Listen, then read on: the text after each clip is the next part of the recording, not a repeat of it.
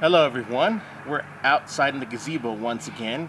This beautiful, overcast, cool fall day. And now that the weather's starting to get a little bit colder, I think it's appropriate for me to talk about one of the most essential skills that you need to learn when you're out there on the trail or doing some kind of outdoor adventure, and that is building a fire.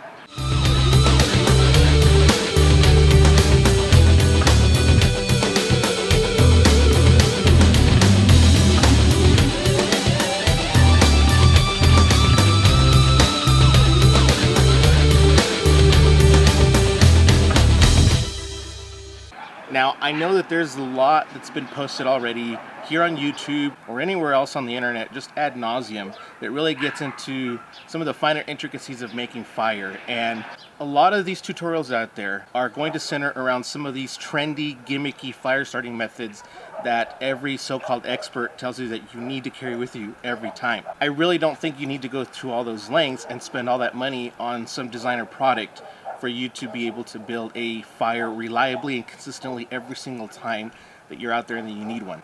Having said that, I'm going to show you a couple different methods of starting fires that are going to produce fire for you really quickly, really easily, and really reliably without you having to try to learn how to use a brand new method or to use a gimmicky product that you've never tested before. Let's take a look at some of these things that I carry with me every time I go outdoors in my Possibles pouch. And I'm going to show you what some of these things are. Okay, so inside of my Possibles pouch, there's a couple of things that I always carry with me that pertain specifically to fire and building a reliable fire every time. I'm going to describe some of these for you really quick, and I'm going to tell you what my favorite methods of starting a fire are. Before you even get started, you want to make sure that you have your fuel, your wood, whatever it is that you're going to use, already prepared. Now, obviously, a bundle or a pile this big is not going to get you a very long fire. This is just here to demonstrate that you should already have your wood pile set up and ready to go. You should already have your fuel source stashed away, and you make sure that you have enough of it to get you through the night or through however long you need that fire to be. So before any of this other stuff, make sure that you have your wood already prepped and ready to go. You don't want to be fumbling with that after you've already got your small flame going and then just watch it die out before you've got all this stuff ready. So I can't stress this enough. Before you start with any of these other methods, have enough wood ready to go. Another thing that you want to have ready before you start any of this other ignition process is you want to have the right tools available. Now, every time I go out there somewhere and I know I'm going to probably need to process some kind of firewood or make some kind of fire, I'm going to carry a small folding saw with me and make sure that I have this accessible and ready to go so that I can process down those logs and get some of those cut down from either standing dead trees or dead branches. Maybe you find something that's already deadfall before you even got there. Now, to start your fire properly, you're going to want to take something about this thick or smaller before you even think about throwing in some of your bigger logs. Once you get to some of those bigger logs, you can talk about that in a different video, and that's how you're going to sustain your fire. But to get it started, you want to start with something this big or thinner. Have a good small folding saw available. The brand that you choose doesn't really matter much as long as you know that it's going to last you through whatever trek or trail you go on, and it's not going to fall apart in a couple of uses. So, you know, it doesn't have to be expensive. Just get something that feels sturdy and reliable. Other than your folding saw, obviously we discussed this in a last video that I put up, you always want to make sure that you have your woods knife with you. Whatever it is that you carry, your survival knife, your bushcraft knife, your trail knife, whatever you want to call it, make sure that you have a reliable knife with you. More so than even an axe or a hatchet, I think that learning how to process firewood with a larger knife is going to be safer and more consistent for you than learning how to wield an axe. In a true survival situation, should it ever get to that, this is going to be a much more safe and much more reliable way for you to get a fire going. So make sure you have the right tools before you even start with any of these other ignition sources. So obviously the first ignition source that I'm going to talk about is a good old regular Bic lighter. Bic lighters are dirt cheap. You can find them anywhere. They last a reasonably long time, and you can store them somewhat indefinitely until you need them. This is going to be a really quick and reliable way to get a flame. Once you get your flame going, then you can light tinder or kindling, anything else that you've already got prepared ahead of time, and get that bigger fire going. So again, a Bic lighter is going to be probably the easiest way for you to do that. The only drawback to something like this is that it's not really going to be very waterproof. If you submerge this for whatever reason, maybe you fall in the water, it rains on you, or you drop this in some kind of puddle, you may have to thoroughly dry it out before it properly works for you. So there's a disadvantage to carrying just a Bic lighter, but on the other side, it will still be useful for you even after it runs out of fuel, because this little striker is essentially the same as you would see in a ferro rod, and it's going to still produce a spark for you even after you've got no fuel left. You can still use the thumb wheel mechanism on this to spark some tinder and get a fire going even after you've run out of fuel. Now, the other method that I think is really reliable for you to carry with you is stormproof matches. And there's different varieties that you can get, but they generally all follow the same format. They come in a pretty sturdy waterproof container, usually with a striker right there on the outside of that container. These matches are generally dipped in a type of fire extending material. I'm not sure exactly what it is, but there's different sizes of matches that you can get. This one, for example, I know burns for about 25 seconds, and you can get others that burn for longer. This particular one, it's the same brand, just different color container. They are bigger matches. These burn for about 45 seconds. You can see how much bigger that match is. Find whatever size you feel is appropriate for you to carry under the situations that you're going to be in, and just go with that. Like I said, it doesn't really matter which ones you go with. Just get something that you know is going to work for you once the time comes for you to use it. So stormproof matches is another thing that I carry, and I normally don't carry both sizes. I'll carry the smaller ones if I really need to save space, and also this size match, I can fit more of them in the container than this size match, which I think only fits 10 of that size in this container. So again, that's something you want to consider when you pack these away. The other thing too, if you notice this little bag, so what I do is I collect tinder or small kindling every time I go out there and process fire making materials. Now, I'm a huge fan of David Canterbury of Self-Reliance Outfitters and the Pathfinder School and everything he has to say on the topic of outdoor survival. And one of his concepts is the next fire mentality. So what I mean by the next fire mentality is every time you're building the fire right now, you're going to be thinking about the next time you have to build a fire. What that means, you may be saving things like charred material, whether it's char cloth or some other natural cotton material that you're charring up and using to take a spark for the next time you build a fire.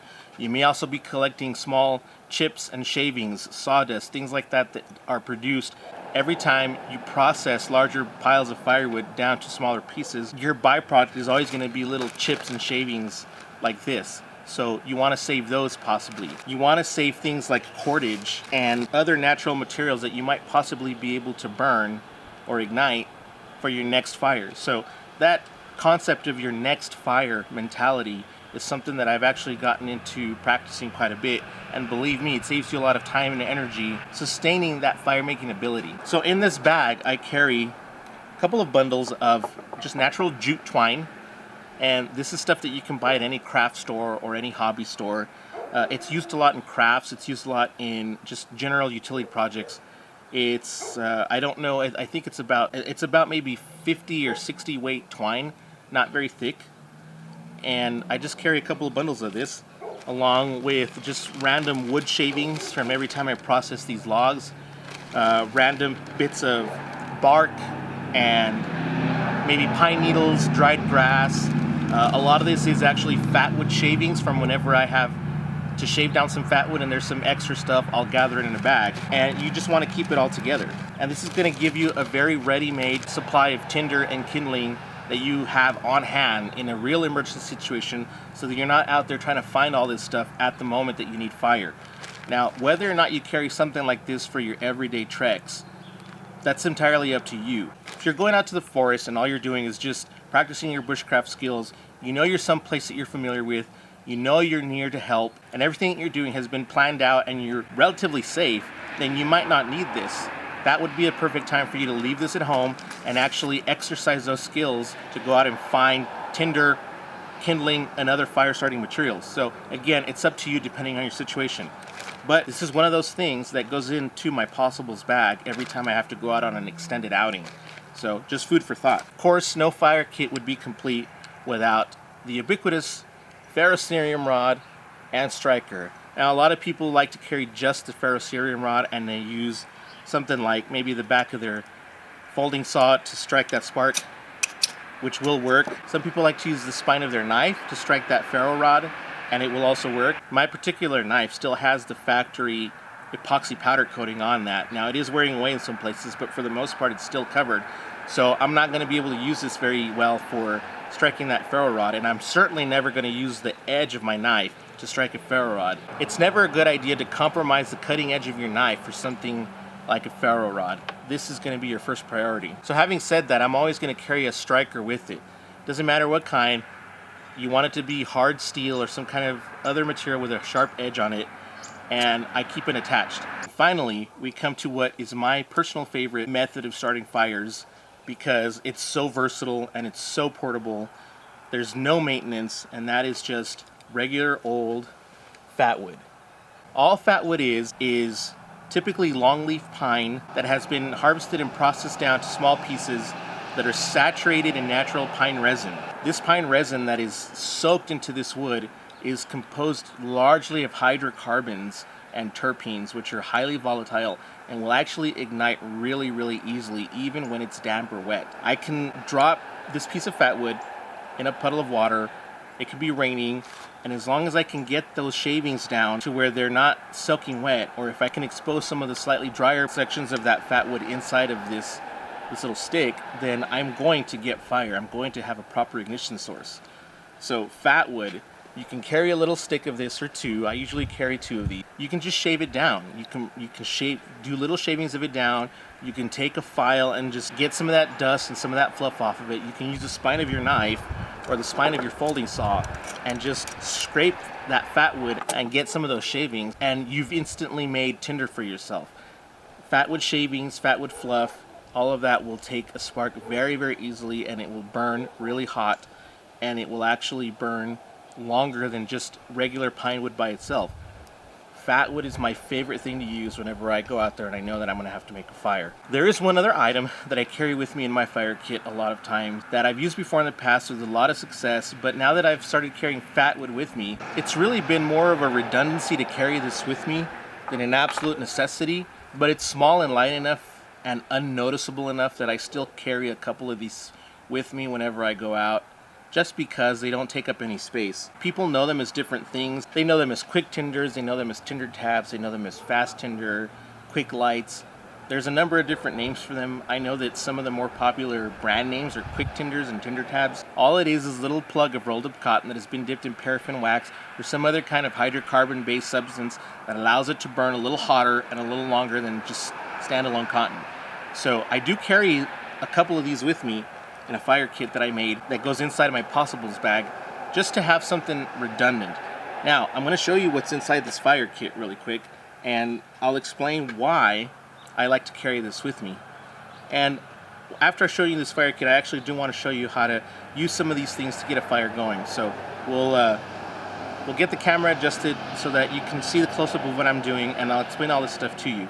Alright guys, so this is a closer look at the Altoids mini kit that I was talking about. So like I said, it's basically just a regular Altoids tin. Nothing special about it. It's a normal size tin that is available pretty much anywhere.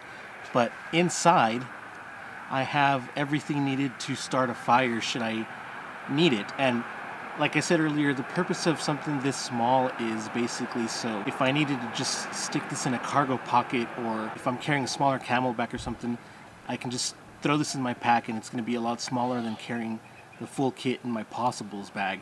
And what's inside of this is some of that tinder tab stuff that I was showing earlier. There's a couple of these in there. A nice little bundle of natural jute cordage that I was talking about earlier also.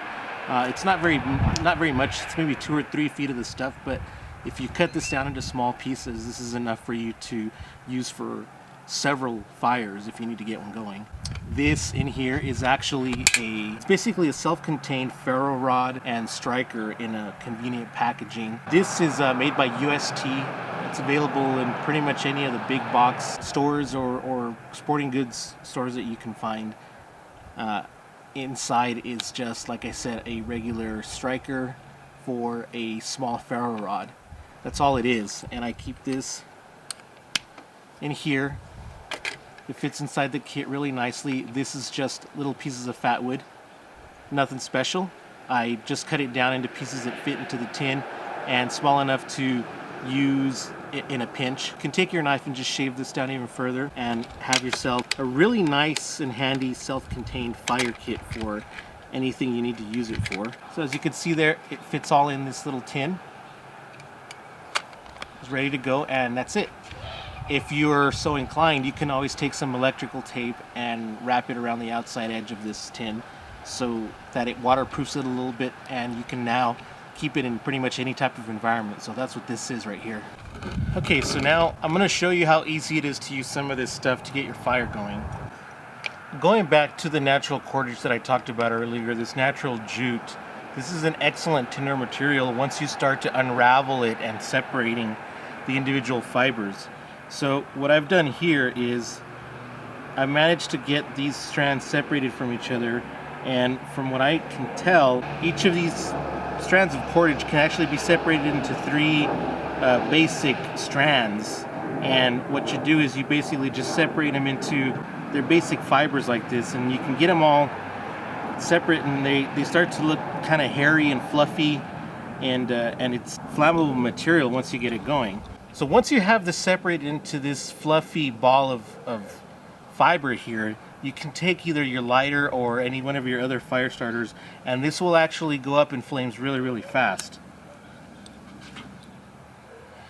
Now, the disadvantage to using this method is that it's not going to last you very long. So the other way to do that also is to fray one of the ends of it, and you can use your Bic lighter or a match and get one of those ends going, and that will actually burn for a little while and allow you some time to get some more tinder on top of that.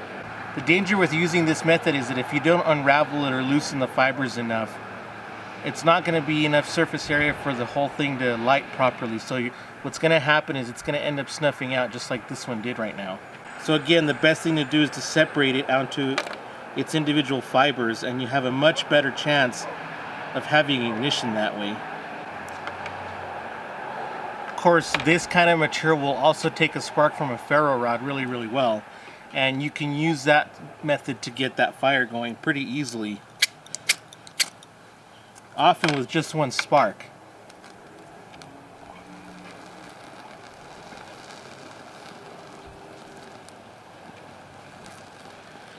And that's usually enough for you to get other kindling and other tinder added on top of that for you to get a nice fire going. So as you can tell in that demonstration, this jute twine is an excellent tinder material if you're able to separate the fibers out enough and make a really fluffy material. So obviously there's a couple of different ways to start it. It's pretty self-explanatory how to get a fire going. You want to start with something that's pretty small like this. If you're going to use one of these stormproof matches, you can probably get away with having kindling about this big. Now, I like the fact that we're outside right now and it is a little bit windy, so this is perfect for you guys to be able to see how these work in windy conditions. Before you use the striker, you want to make sure that you do close that lid so that you don't accidentally ignite the rest of the matches. So once you get that going, this one will burn for a while.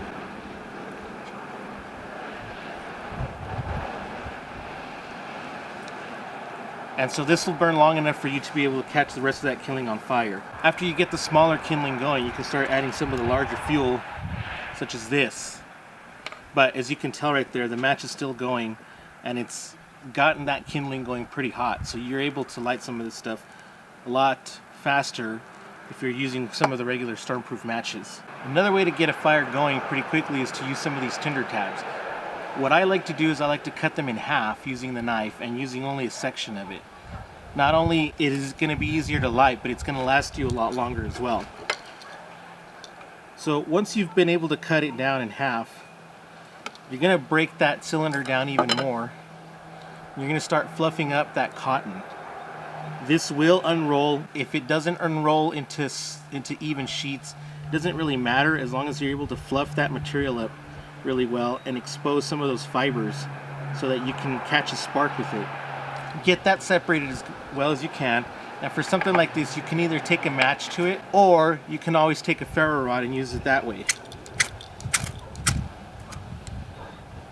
If you can tell, that took very little effort for me to get a fire started on there, It catches a spark really easily, and now you're able to add some of your other kindling or some of these smaller pieces of wood for it. But that's another great way to get your fire going, and that's just using a little section of that tinder tab earlier. And this will continue burning for a couple minutes even if it's a small piece. So that's a great way for you to get something going. The last thing I'm going to show you is how to get a fire going using only fat wood. This is my preferred way to do it because, like I said earlier, this will light even if it's damp or wet. So some of these other methods aren't going to work that well if you get them wet or if they're damp, but fat wood will generally light even in those conditions. And all you need to do is you just need to start getting some of those really fine shavings going, and these will take a spark very, very well with very little effort. So just try to get try to get shavings off of it as small as you can. You can use the back of your knife if you've got an exposed 90-degree spine. Mine obviously doesn't, so I'm not going to try it that way. You can use the back end of your folding saw if you have one. You can even use your ferro rod striker if it's got a sharp enough edge. And all you need to do is get some of these shavings off of that. You don't need a lot. You just need a very, very small amount, and you can get some of these really fine paper curls off of it. As long as they don't blow away, you should be able to get a fire going this way.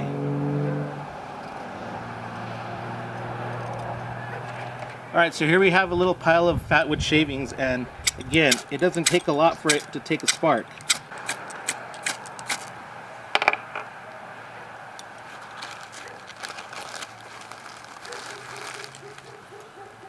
Just that little bit of shavings is going to give you a lot of flame, and once you've got that going, it'll be really easy for you to continue adding kindling to that and eventually get the bigger pieces going.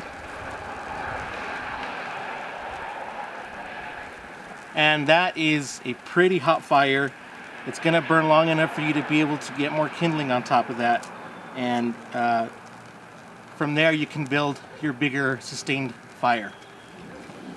Alright, so this is a really quick demonstration of the different ways that you can get a fire going out in a survival situation, or if you're going out on the trail or out for a weekend trek somewhere. Fire is one of those things that's going to be really important, not just for life or death survival, but it's going to go a long way to keeping you comfortable on the trail or outdoors somewhere. It's going to be great for things like disinfecting water, cooking your food, or just keeping warm and sipping that hot cup of coffee out on the trail whenever you do come to a place where you're going to stop for the night or camp. Knowing how to build a fire is one of those skills that's never going to not be needed at some point whenever you're out in the wilderness somewhere, or if you're in a true survival situation. It's not very difficult to get it done if you carry the right equipment with you and if you know how to use that equipment. So like I was talking earlier, I carry my Possibles pouch with me, and I carry everything in there that I need to start a fire. I carry my primary knife with me everywhere I go, no matter where I go. But in my Possibles bag, I also carry a small camp or bushcraft knife, just in case I need to do something else for processing tinder or firewood, and I for some reason don't have access to my primary knife. It's good to carry a backup anyway. And like I was saying earlier, carry a little bit of fat wood in this watertight bag. That just goes in my Possibles pouch with everything else. Obviously, I'm also going to have my little breakaway self-contained fire kit for any other light or ultralight packing situations. I'm always going to have my ferro rod with me, and I'm always going to have my big lighter with me in my Possibles pouch here with the rest of my fire kit. Again, I'm going to include some kind of stormproof matches. They're stormproof, windproof. They may not work when they're completely wet, but they will work if they're a little damp, and they will not easily go out in rain or wind. So I'm going to carry that with me as well in this Possibles pouch. Obviously for demonstration I have both sizes in here, but you don't have to carry both of them. Just pick whatever size you're more comfortable with and go with that. And if you really want to be prepared, always have that next fire mentality. Collect your tinder and your kindling whenever you have the opportunity. Even if you're not actively trying to start a fire right at that moment, it's good to collect it when you can. Have different types of kindling or fire starting material available, whether it's shavings or chips, some kind of natural cordage, just like this jute twine that I mentioned earlier. Like I said, I keep a couple bundles of that in my kindling kit. Dried leaves, pine needles, anything you get your hands on. Keep it sealed in a nice watertight bag. And if it doesn't take up a lot of room in your Possibles pouch, you can always keep that in there with it and have your kit ready to go. Like I said, this kit goes with me anytime I go out on the trail or anytime I go camping or spend some time outdoors. I have pretty much anything I need in here, which obviously includes my fire kit, and as I'll discuss in another video, I also have some very basic first aid equipment in here and some basic navigation tools also, just in case I need them for whatever reason I might encounter. Again, there's a reason this is called a possibles bag or a possibles pouch, just for any possibility that you might encounter out there. I showed you some of the ways that you can get a fire going, some of the tools that you can carry with you to make that easy for you, but I'm going to reiterate this again.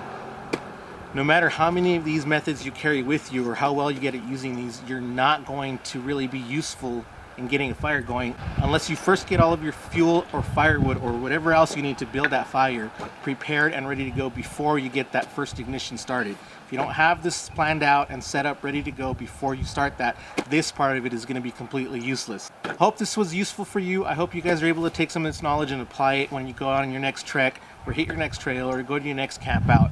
Guys, I'm always looking for new things to teach you guys, new ways to present information to you. Obviously, I love being outdoors, and if there's any piece of information that I might be able to pass along to you guys, I would love to hear you guys tell me what you think I should cover next. Once again, thank you for making it to the end of this video. Stay tuned for the next video coming out next week, and hopefully we'll be able to cover something else that you guys want to talk about in the next video.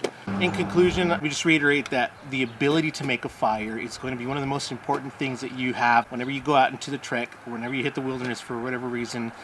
Being able to make and maintain a fire is one of those skills that is invaluable anytime you go out there. So guys, thanks again for sticking around. Don't forget to like and subscribe, and I'll see you guys in the next video. Have fun, be safe, stay prepared, go find your outdoors.